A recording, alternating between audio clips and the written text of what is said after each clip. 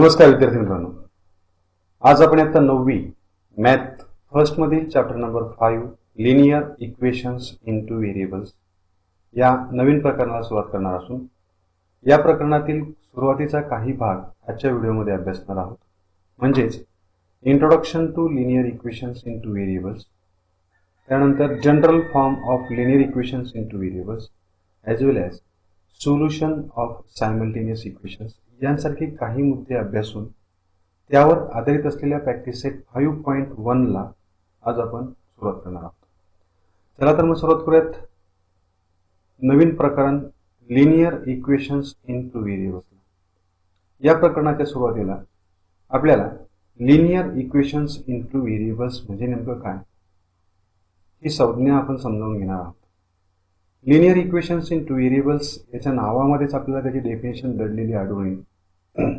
ज्या इक्वेशनमध्ये दोन व्हेरिएबल्स असतात त्याला इक्वेशन इनटू व्हेरिएबल असं म्हटलं जातं. परंतु लिनियर इक्वेशन म्हणजे नेमकं काय, तर ज्या इक्वेशनची डिग्री ही 1 असते त्या इक्वेशनला लिनियर इक्वेशन असं म्हटलं जातं. अगदी साध्या भाषेमध्ये बोलायचं झाल्यास ज्या इक्वेशनचं ग्राफिकल रिप्रेझेंटेशन एक स्ट्रेट लाईन असते, म्हणजे ज्या समीकरणाचा आलेख ही एक रेषा असते, त्या समीकरणाला लिनियर इक्वेशन म्हणजेच रेषीय समीकरण असं म्हटलं.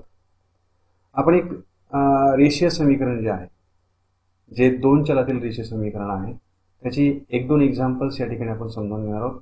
त्यासाठी एक एक्झाम्पल आपल्याला या ठिकाणी पाहिजे. Find 2 numbers whose sum is 10. म्हणजे अशा दोन संख्या की ज्यांची बेरीज 10 आहे, अशा दोन संख्या आपल्याला शोधायच्या आहेत. सध्या त्या संख्या आपल्या दृष्टीने अज्ञात आहेत, अननोन आहेत. मग त्या ज्या संख्या आहेत त्यांना आपण काहीतरी अझ्युम करूयात, म्हणून आपण या ठिकाणी पहिलं वाक्य घेतलेलं आहे, let this 2 numbers be X and Y. त्या ज्या संख्या आहेत, अननोन नंबर्स आहेत, त्या संख्या आपण एक्स आणि वाय असं मानून घेऊयात. X and Y are 2 variables. म्हणजे एक्स आणि वाय ही दोन चल असून ती दोन चल आपल्या त्या अज्ञात संख्या रिप्रेझेंट करतात.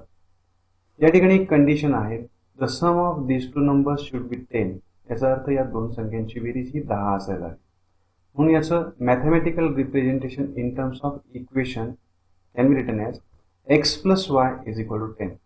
म्हणजे ही जी अट आहे ती अट आपल्याला समीकरण स्वरूपामध्ये या पद्धतीने मांडता येईल, एक्स अधिक वाय बरोबर 10. आता या समीकरणाच्या दिस इक्वेशन इज इन 2 व्हेरिएबल्स. हे दोन चलातील समीकरण आहे आणि ते रेषीय आहे, कारण याची जी डिग्री आहे, degree means highest index of the variable, it is called as degree, म्हणजे कोटी. या समीकरणाची कोटी ही 1 असल्यामुळे हे समीकरण रेषीय आहे आणि यामध्ये दोन चल असल्यामुळे याला आपण दोन चलातील रेषीय समीकरण असं म्हणू शकतो. That means this is an equation in two variables. आता या इक्वेशनचे आपल्याला काही सोल्युशन्स म्हणजे उकली शोधायच्या आहेत. उकल म्हणजे नेमकं काय, तर उकल म्हणजे त्या समीकरणातील चलांच्या अशा किमती की ज्या किमती आपण त्या समीकरणामध्ये ठेवल्या असता त्या समीकरणाची डावी बाजू आणि उजवी बाजू आपल्याला समान मिळते. म्हणजेच चलांच्या ज्या किमतीनं त्या समीकरणाचं समाधान होतं त्या किमतीला त्या समीकरणाची उकल असं म्हटलं. मग या ठिकाणी X plus Y is equal to 10. मग एक्सची आणि वायच्या अशा कोणत्या व्हॅल्यूज आहेत की ज्याने X plus Y is equal to 10 या समीकरणाच्या दोनही बाजू समान मिळू शकतील, असे काही उकली आपण या ठिकाणी घेणार आहोत. We can find many values of X and Y satisfying this condition. म्हणजे एक्स आणि वायच्या आपण अशा अनेक किमती शोधू शकतो की ज्या किमतींना या समीकरणाचं समाधान होईल. म्हणजेच समीकरणाची डावी बाजू आणि समीकरणाची उजवी बाजू जी आहे ती समान मिळेल, म्हणजे त्या किमतीनं त्या समीकरणाचं समाधान होईल असं आपल्याला म्हणता येईल. त्यापैकी काही ज्या उकली आहेत त्या फॉर एक्झाम्पल म्हणून आपण या ठिकाणी घेणार आहोत. First solution of this above equation X plus Y is equal to 10 is X is equal to 5, Y is equal to 5. जेव्हा आपण या समीकरणामध्ये एक्स हा 5 ने आणि वाय सुद्धा जेव्हा आपण 5 ने रिप्लेस करू तेव्हा 5 plus 5 that means 10 is equal to 10 आपल्याला मिळेल.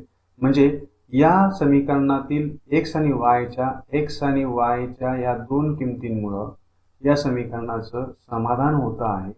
एक्स बरोबर 5 आणि वाय बरोबर 5 ठेवला असता या समीकरणाच्या दोनही बाजू समान मिळत आहेत. म्हणून x is equal to 5 and y is equal to 5 is a solution of this above equation. म्हणजे हे एक या समीकरणाचं सोल्युशन उकल आहे असं आपल्याला म्हणता येईल. आणखी आपण या ठिकाणी उकली घेऊयात. If X is equal to 7, जर हा एक्स बरोबर 7 घेतला तर y ची किंमत आपल्याला 3 मिळणार आहे, कारण या दोन संख्यांची बेरीज आपल्याला 10 हवी आहे.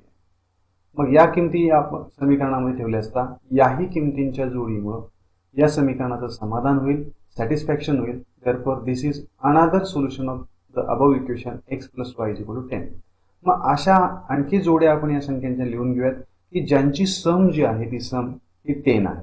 मग नेक्स्ट आपण घेऊयात x is equal to 1.2 and y is equal to 8.8. या दोघांची बेरीज ही 10 येते. म्हणजे या ठिकाणी आपण वेगवेगळ्या जोड्या का घेतो आहोत की त्या समीकरणाच्या ज्या उकल्या आहेत त्या नैसर्गिक संख्या असू शकतील, होल नंबर्स असू शकतील, इंटिजर्स असू शकतील, डेसिमल फ्रॅक्शन्स असू शकतील किंवा इरॅशनल नंबर सुद्धा आपल्याला त्याच्यामध्ये उकली काही समीकरणांच्या बाबतीमध्ये मिळू शकतात. पण या बाबतीमध्ये आपण या ठिकाणी डेसिमल फ्रॅक्शनची एक उकल घेतलेली आहे. नेक्स्ट आपण घेऊयात x is equal to 4.5 and y is equal to 5.5. Sum of this two numbers is 10. Similarly x is equal to 15. जेव्हा आपण x हा 15 घेऊ त्यावेळी 15 आणि कोणती संख्या यांची बेरीज 10 येईल असा प्रश्न आपल्याला पडणार आहे. तर 15 आणि ऋण 5 या दोन संख्यांची बेरीज 10 येणार आहे. 15 plus negative 5 is equal to 10. Therefore, this x is equal to 5 and y is equal to negative 5 is another solution of x plus y is equal to 10. Then x is equal to 100, y is equal to negative 90. म्हणजे x बरोबर 100 घेतला आणि y बरोबर वजा किंवा ऋण 90 घेतला तर या दोघांची बेरीज ही धन 10 मिळणार आहे. अशा अनेक जोड्या आपल्याला लिहिता येणं शक्य आहे. Another solution is x is equal to 0, y is equal to 10, 0 plus 10 is equal to 10. मग या ठिकाणी जर आपण निरीक्षण केलं तर x plus Y is equal to 10 याचा आपण या दोन चलातील रेषीय समीकरणाचा आपण स्वतंत्रपणे विचार केला असता या समीकरणाला आपल्याला अनंत उकली लिहिता येणे शक्य आहे. That means here we can say that this above equation in two variables has infinitely many solutions. म्हणजे या वरील समीकरणाला अनेक उकली आहेत असं आपल्याला म्हणता येईल. म्हणून या ठिकाणी म्हटलेलं आहे hence above equation has many solutions. आता हे एक एक्झाम्पल आपण पाहिलेलं आहे. हे एक्झाम्पल आहे linear equation in two variables. म्हणजे हे दोन चलातील रेषीय समीकरण आहे. आणखी एक एक्झाम्पल आपण या ठिकाणी पाहणार आहोत. Now consider second example. Find two numbers such that their difference is 4. म्हणजे आता असे दोन संख्या आपण शोधूयात की ज्यांच्यामधील फरक जो आहे तो फरक हा आपल्याला 4 असणार आहे किंवा 4 आपल्याला आढळेल. मग याही ठिकाणी आपल्याला जर फरक 4 असेल तर याचं जनरलाइज इक्वेशन आपल्याला मांडणं गरजेचं आहे. या ठिकाणी आपण डिफरन्स घेतो आहोत म्हणून त्या संख्यांपैकी बिगेस्ट नंबर जो आहे तो जर आपण x मानला आणि स्मॉलेस्ट नंबर जर y मानला तर आपल्याला x minus Y is equal to 4 असं इक्वेशन रिप्रेझेंट करता येणं शक्य आहे. म्हणून या ठिकाणी आपण असं म्हणूयात let the greater number be x and smaller number be y. म्हणजे मोठी संख्या जी आहे ती x आहे आणि लहान संख्या जी आहे ती y आहे असं आपण गृहीत. मग आता या ठिकाणी कंडिशन दिलेली आहे की या दोन संख्यांमधील डिफरन्स जो आहे तो डिफरन्स 4 आहे. म्हणजे if we subtract a smaller number from the bigger number then we get answer 4. मग याचं mathematical representation in terms of equation is x minus Y is equal to 4. म्हणजे याचं गणितीय रूपांतरण आपल्याला असं म्हणता येईल x वजा y बरोबर 4. मग आता ह्याही समीकरणाला आपल्याला दोन चलातील रेषीय समीकरण असं म्हणता येईल कारण याच्यामध्ये दोन चल आहेत आणि हे रेषीय आहे कारण याचा डिग्री जी आहे highest index of variable is 1. therefore it is a linear equation in two variables. याचेही काही सोल्युशन्स जे आहेत solutions of this equations are as follows. First x is equal to 5, y is equal to 1. If we put x is equal to 5 and y is equal to 1, then if we observe that the difference between 5 and 1 it is 4. म्हणजे 5 आणि 1 यांच्यामधील फरक जो आहे तो फरक 4 आहे. म्हणून ही या समीकरणाची एक उकल आहे. नेक्स्ट एक्झाम्पल आपण पाहूयात. If we take x is equal to negative 3 then y is equal to negative 7. ऋण 3 आणि ऋण 7 यांच्यामधील फरक धन 4 आहे कारण तुम्ही वजाबाकी करून पहा. ऋण 3 वजा ऋण 7. ऋण 3 वजा वजा हे निगेटिव्ह निगेटिव्ह पॉझिटिव्ह होईल 7 म्हणजे मायनस 3 प्लस 7 चिन्ह भिन्न असल्यामुळे 7 मधून 3 मायनस होईल. आन्सर आपल्याला 4 येणार. therefore this is a solution of x minus y is equal to 4. Another solution is x is equal to 7, y is equal to 3. या दोघांचा डिफरन्स जो आहे, फरक जो आहे तो 4 आहे. आणखी एक्झाम्पल आपल्याला घेता येईल, x is equal to 5.3 and y is equal to 1.3. या दोघांची जर आपण वजाबाकी केली तर तीही आपल्याला 4 मिळणार आहे. असे अनेक सोल्युशनच्या पेअर्स जे आहेत, सोल्युशन जे आहेत ते आपल्याला या ठिकाणी लिहिता येणे शक्य आहे. याचा अर्थ याही समीकरणाला this equation also has so many solutions, याही समीकरणाला अनंत अशा रूपे आहेत. पण जेव्हा आपण या दोन समीकरणांचा एकत्रितपणे विचार करू, तुम्ही जर पाहिलं x plus y is equal to 10, that means the numbers whose sum is 10 and the numbers whose sum is 4, या दोन whose difference is 4. मग अशा दोन संख्यांचा आपण आता या ठिकाणी जर विचार केला की दोन संख्या ज्या आहेत त्यांची बेरीज ही 10 आणि त्याच दोन संख्यांची वजाबाकी ही जर 4 असेल तर अशा दोनही कंडिशन फॉलो करणारी एखादी पेयर आहे का संख्यांची? तर निश्चित आहे. ज्यावेळी आपण या दोन समीकरणांचा एकत्रितपणे विचार करतो त्यावेळेस आपल्याला अशा लक्षात येईल की x is equal to 7 and y is equal to 3. This is a common unique solution of this two equations. म्हणजे x बरोबर 7 आणि y बरोबर 3 ही जी उकल आहे ती उकल या दोनही समीकरणांचं समाधान करते. या दोनही समीकरणांची ती सामायिक एकमेव उकल आहे. म्हणून या ठिकाणी असं म्हटलं आपण x is equal to 7 and y is equal to 3 is the only solution of both the equations. This solution satisfies both the equations. ही जे सोल्युशन आहे ते दोनही समीकरणांचं समाधान करते किंवा सॅटिस्फॅक्शन करते. मग ज्यावेळी आपण दोन समीकरणांचा एकत्रितपणे विचार करतो, ज्या पद्धतीने आपण या ठिकाणी दोनही समीकरणांचा एकत्रितपणे विचार करून ही उकल कॉमन सोल्युशन आपण या ठिकाणी युनिक सोल्युशन शोधलेलं आहे, त्या पद्धतीने जेव्हा आपण दोन समीकरणांचा, दोन चलातील रेषीय समीकरणांचा एकत्रितपणे विचार करतो तेव्हा त्या दोन समीकरणांना एकत्रितपणे म्हटलं तर एक सामायिक समीकरण किंवा त्याला इंग्रजीमध्ये म्हटलं तर सायमल्टेनियस इक्वेशन्स. मराठीमध्ये त्याला आणखी एक शब्द आहे, दोन चलातील रेषीय समीकरणांची प्रणाली किंवा इंग्लिशमध्ये त्याला म्हटलं तर system of linear equations in two variables. मग याला सायमल्टेनियस इक्वेशन हा आपण जास्त फ्रिक्वेंटली शब्द यूज करणार आहोत. म्हणून या ठिकाणी आपण सायमल्टेनियस इक्वेशन म्हणजे नेमकं काय ते या ठिकाणी समजून घेऊयात. When we consider two linear equations in two variables simultaneously, जेव्हा आपण दोन वेगवेगळ्या दोन चलातील रेषीय समीकरणांचा एकत्रितपणे विचार करणार आहोत तेव्हा आपल्याला त्यांच्या बाबतीमध्ये फक्त एकमेव सामायिक उकल मिळते. When we consider two linear equations in two variables simultaneously and we get unique common solution, then such a set of equations is known as simultaneous equations. म्हणजे यांना इंग्रजीमध्ये सायमल्टेनियस इक्वेशन्स किंवा मराठीमध्ये एक सामायिक समीकरणे असं म्हटलं जातं. आता ही जी एक सामायिक समीकरणे आहेत किंवा linear equation in two variable आहे, यांच्या बाबतीमध्ये आपल्याला त्यांचा जनरल फॉर्म जो आहे आणि त्याचं सामान्य रूप जे आहे ते परीक्षेला आपल्याला एका मार्कासाठी लिहायला विचारलं जाऊ शकतं. या ठिकाणी जनरल फॉर्म म्हणजे नेमकं काय, तर सामान्य रूप म्हणजे नेमकं काय, तर ते आपल्याला कसं लिहिता येईल. The general form of linear equation in two variables is ax plus by plus c is equal to 0. म्हणजे ax अधिक by अधिक c बरोबर 0 हे दोन चलातील रेषीय समीकरणांचं सामान्य रूप आहे. It is the general form of linear equation in two variables in which x and y are two different variables and where a, b and c are any real numbers and a and b are non-zero at the same time. म्हणजे a, b आणि c या कोणत्याही वास्तव संख्या असून a आणि b ह्या दोनही एकाच वेळी 0 असणार नाहीत. एका वेळी एक 0 असेल तर चालेल, म्हणजे ऍट अ टाइम a आणि b दोनही 0 नको.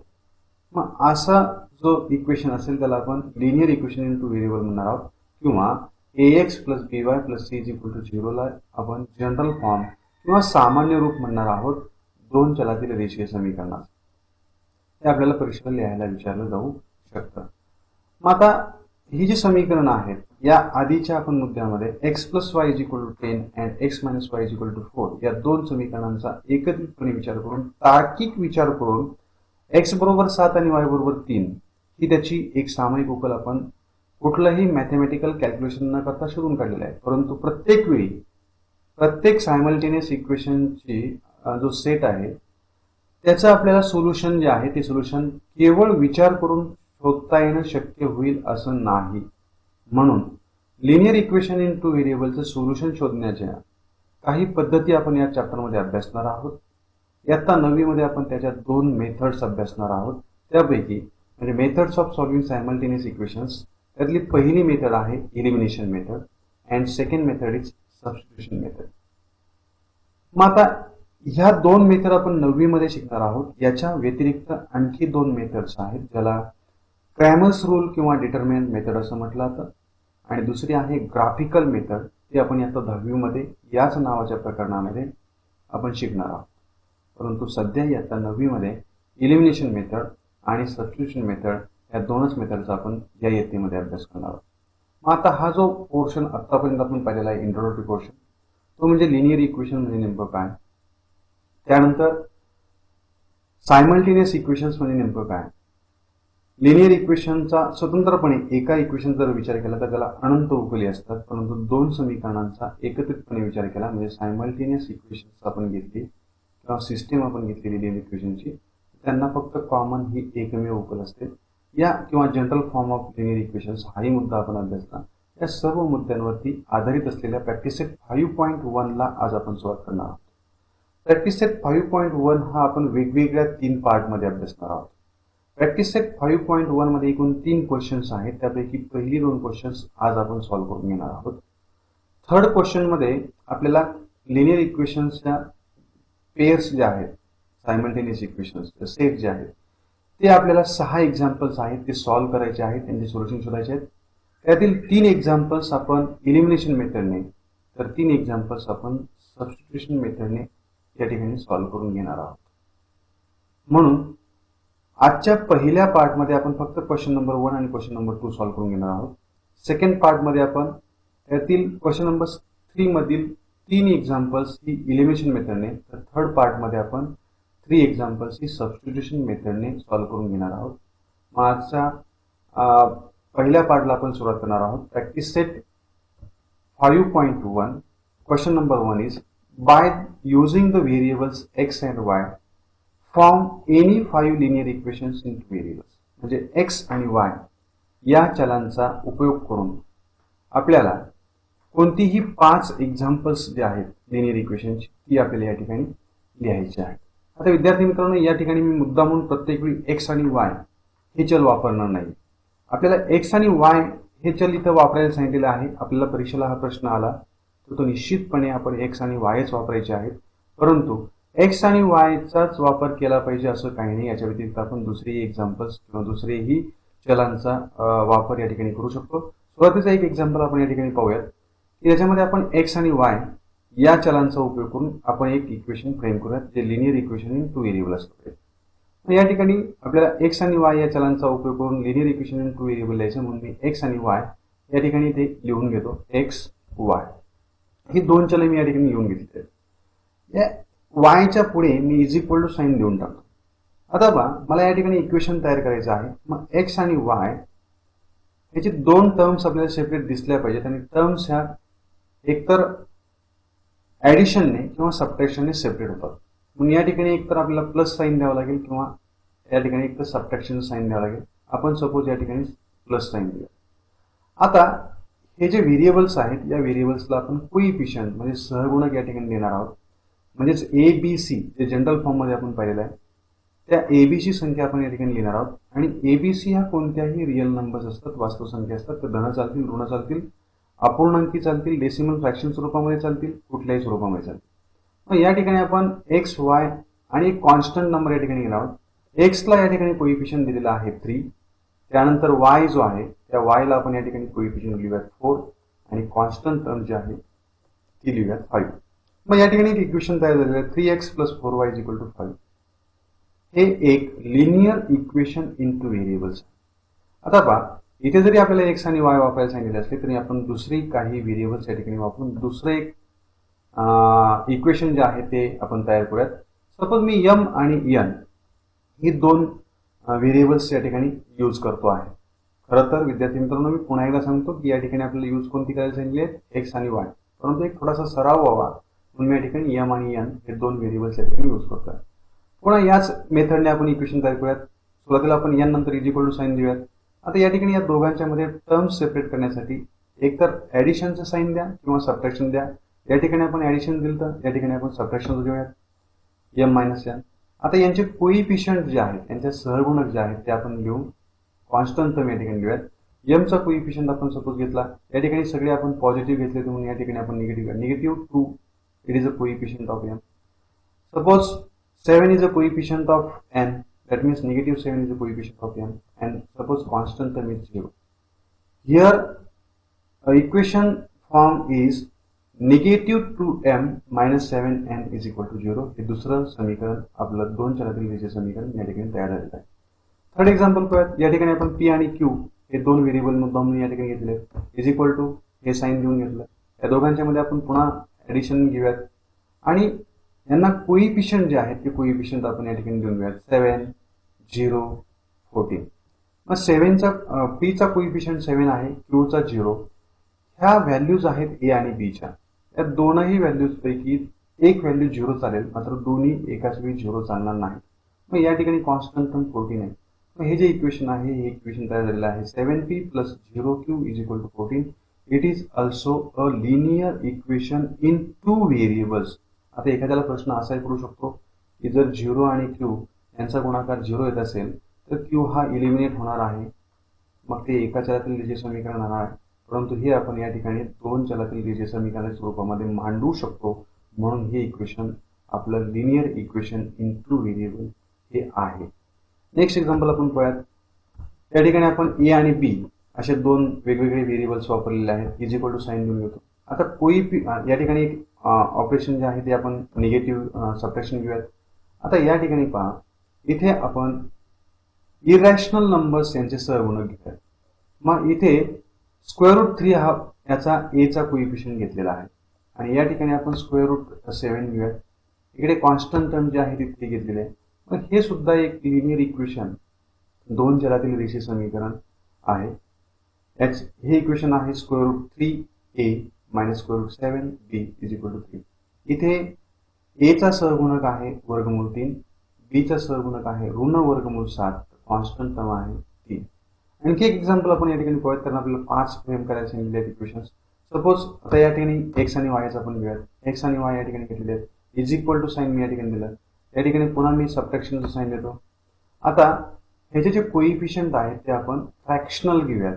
जर फ्रॅक्शन घेतला 3/2 it is a coefficient of x. y चा कोइफिशियंट आपण 4/3 घेतलेला आहे अँड कॉन्स्टंट टर्म आता समजा 12 घेतलेली आहे. That means this equation is 3/2x minus 4/3y is equal to 12. हे असे वेगवेगळ्या प्रकारचे आपल्याला अनेक इक्वेशन्स जे आहेत लिनियर इक्वेशन्स इन 2 व्हेरिएबल्स तयार करता येणं शक्य आहे. फक्त विद्यार्थी मित्रांनो या ठिकाणी हा जर प्रश्न आपल्याला एक्झामला आला तर या ठिकाणी x आणि y हेच वापरायचे आहे, तेच आपल्याला वापरले. मी फक्त सराव म्हणून जे व्हेरिएबल्स आहेत त्या व्हेरिएबल्सचे पेअर्स चेंज केलेले आहेत. फक्त या ठिकाणी तुम्हाला x आणि y जर सांगितलेलं असेल तर x आणि yच घ्या.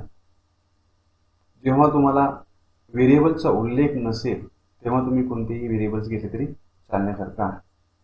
हे फक्त सरावासाठी मी वेगळ्या पद्धतीची जोड्या x आणि y सोडून वेगळ्या स्वरूपातील चलांच्या जोड्या मी या ठिकाणी घेतलेल्या आहेत. सेकंड क्वेश्चन आपण पाहूयात, तोही अतिशय सोपा आहे. Right 5 solutions of equation x plus y is equal to 7. म्हणजे x अधिक y बरोबर 7 या समीकरणाच्या वेगवेगळ्या 5 उकली आपल्याला लिहायच्या आहेत, सोल्युशन्स लिहायचे आहेत.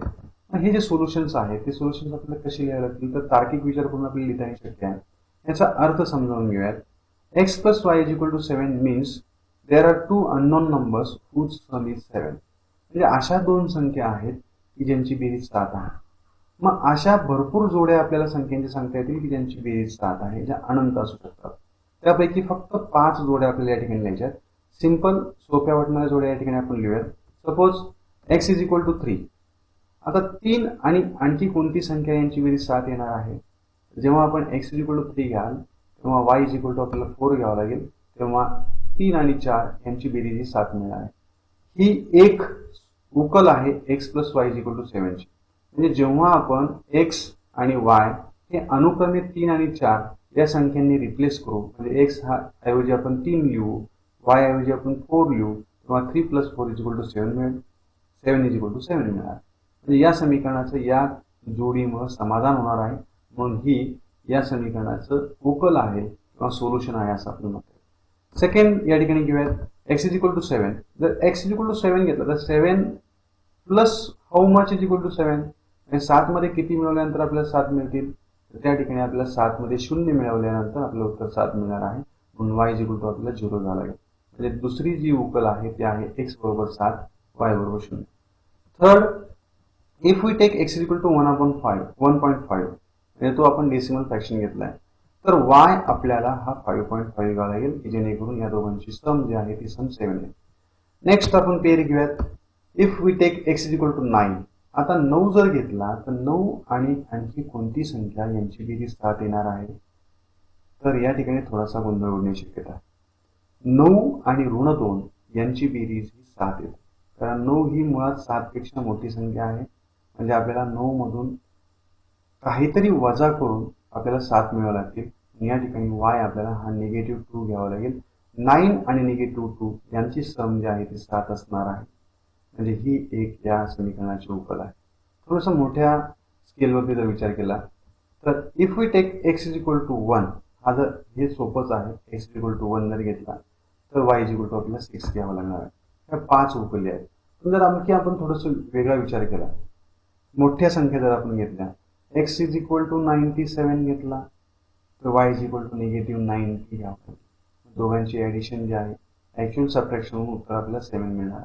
अशा अनंत जोड्या, अनंत उकली आपल्याला x plus Y is equal to 7 या लिनियर इक्वेशनच्या लिहिता येणं शक्य आहे. हे दोन सोपे एक्झाम्पल जे आहेत ते परीक्षेला ऍक्टिव्हिटी स्वरूपामध्ये म्हणा किंवा क्वेश्चन स्वरूपामध्ये म्हणा 1 किंवा 2 मार्काला विचारले जाऊ शकतात. आता क्वेश्चन नंबर 3 जो आहे तो आहे solve the following simultaneous equations किंवा सेट्स ऑफ सायमल्टेनियस इक्वेशन्स. यामध्ये आपण पुन्हा 2 पार्ट करणार आहोत. पहिल्या पार्टमध्ये आधी सांगितल्याप्रमाणे इलिमिनेशन मेथडने 3 एक्झाम्पल सॉल्व्ह करणार आहोत आणि सबस्टिट्यूशन मेथडने 3 एक्झाम्पल सॉल्व्ह करणार आहोत.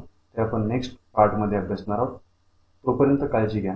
आजचा व्हिडिओ आपल्याला कसा वाटला ते नक्की कॉमेंट सेक्शनमध्ये नक्की कळवा. हा व्हिडिओ आपल्याला आवडला असल्यास त्याला लाईक करा, मित्रांना शेअर करा आणि चॅनलवरती जर आपण नवीन असाल तर चॅनल सबस्क्राईब करायला विसरू नका. धन्यवाद. काळजी घ्या.